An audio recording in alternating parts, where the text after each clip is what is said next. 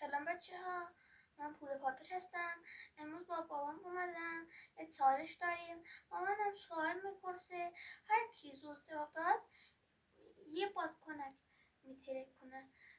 لایک ساب کامنت شیر بزنید رو هم بزنید. بریم بپرس. 3 کشور که پرچمشون رنگ آبی داره. اوکراین، کره جنوب، ازبکستان. اوکراین.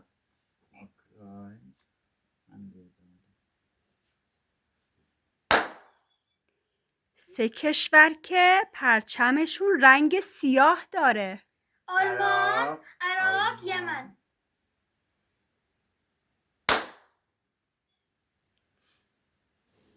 هر که زود تموم شد آن برنده است.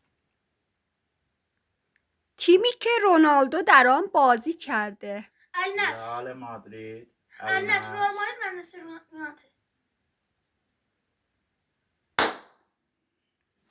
تیمی که مسی در آن بازی کرده. پاریس ژرمن، اینتر، بارسلونا.